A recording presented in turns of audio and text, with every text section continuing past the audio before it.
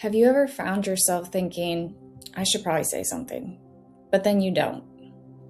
Maybe you're telling yourself it's not a big deal. Maybe you don't want to start a fight.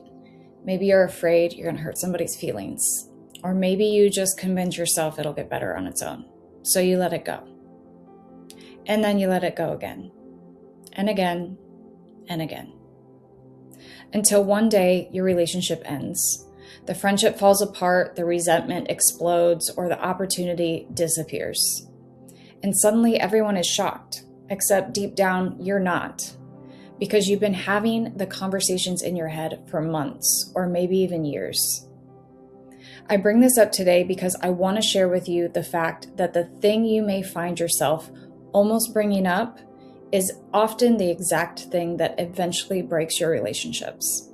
If you're new here, I'm Amanda Hill, a licensed mental health counselor, nationally certified counselor, and board certified coach.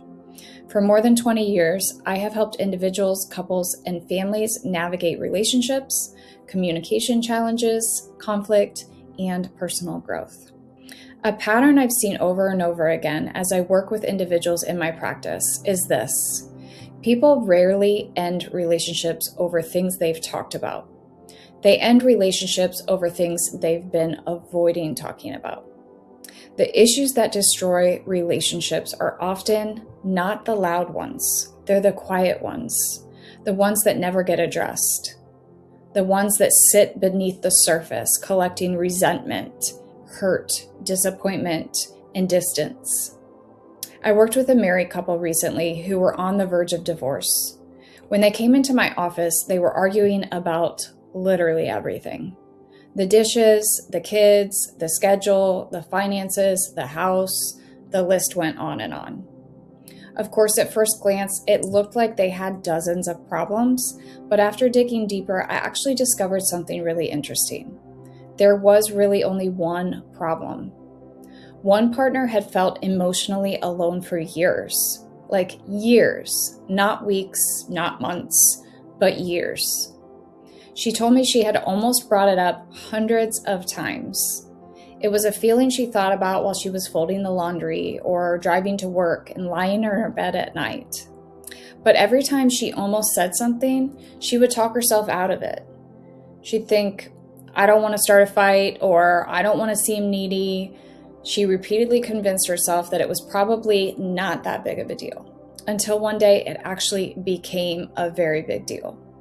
But unfortunately, by the time she finally spoke up, she wasn't asking for connection anymore. She was considering leaving. The issue wasn't that they had talked about it too much, it was that they had waited too long. Most people in relationships like this think that they're avoiding conflict, but what they're actually doing is just postponing it. And from all my experience working with couples, I can confidently tell you that most postponed conflict becomes bigger conflict. But why is this? Because resentment, distance, and assumptions all grow in silence. We tell ourselves stories and we make interpretations, which then leads us to start acting differently, all while our partner remains in the dark about why. It's important to note as well, this doesn't just happen in relationships. I worked with someone who came to see me because she was miserable at work. She felt overlooked and underappreciated. And of course, this left her really frustrated. Every week, she had thought about taking this to her boss, but she didn't. When I asked her why, she said she didn't want to appear difficult or seem ungrateful. So she stayed quiet for over a year until the day came that she just quit. And when her boss asked why, he was stunned because he had no idea that she felt the way that she did. The conversation she had almost had a dozen times was the exact conversation that might have saved the whole situation and left her with a job she actually enjoyed. So here's what I want people to understand. Avoiding a conversation doesn't eliminate the consequences, it just delays them. In fact, many of the problems we fear discussing become bigger because we didn't discuss them. Think about how many relationships end with someone saying they've felt a particular way for a long time, or that they've been thinking about issues in the relationship that have kept them feeling unhappy for months. You may have experienced a breakup yourself where your partner told you they just didn't think they could do it anymore, while you sit there on the other side of things feeling completely blindsided. But not because there were no warning signs. Rather, it's because the warning signs stayed inside someone else's head. I'll never forget another client I had who shared with me that she had ended a friendship of nearly 15 years. As I worked with her to unpack the details of it all, we realized that her friendship actually didn't end because one major betrayal.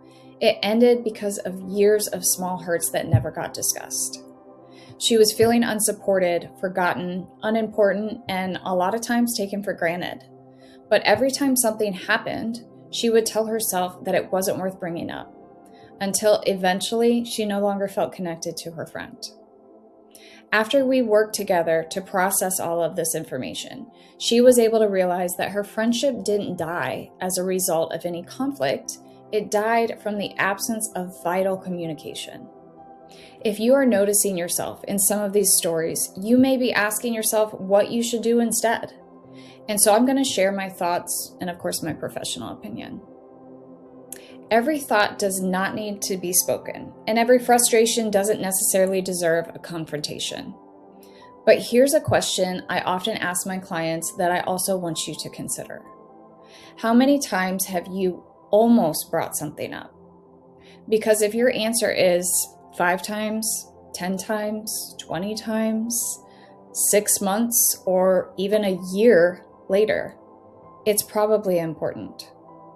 The things we repeatedly think about are often trying to tell us something. So instead of asking, should I bring this up? Maybe try asking, what is it costing me not to bring this up? Because silence has a cost too. And often that cost is intimacy, connection, and trust, and then eventually the relationship itself. Some of you may find yourself wondering just how to have these kinds of conversations, if they do need to be had.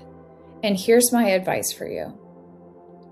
If there's something you realize that you've been avoiding, you don't want to attack, blame, or unload multiple years of resentment onto your partner. Instead, just start with honesty. Try telling them that there's something that's been on your mind for a while and that you think is important that you talk about. Or let them know that you almost brought up an issue several times, but you kept talking yourself out of it. You can even start by saying something like, this may be uncomfortable, but I care enough about this relationship to have the conversation. Believe me, those words can change everything. Because healthy relationships are not built by avoiding difficult conversations. They're built by surviving them. Before I wrap up, I want to leave you with one simple question. What conversation have you been avoiding? Not the one you've already had, the one you've replayed in your head 100 times, the one you keep telling yourself isn't important enough, or the one that's quietly taking up space in your mind, your heart, and your relationship. Because sometimes the issue isn't the conflict we're afraid to have, it's the distance that grows while we're avoiding it. I would love to hear from you in the comments. What's the best difficult conversation you've ever had? And how did it ultimately improve your relationship, your career, or your life? Also, if this message resonated with you, please feel free to share it with someone who may be avoiding a conversation they know they need to have.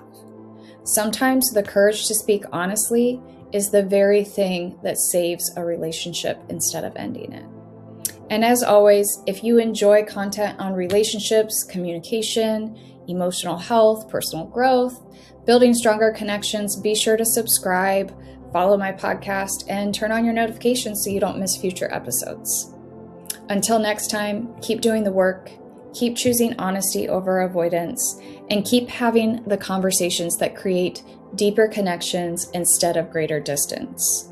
Because relationships rarely break from conversations. They break from the absence of them.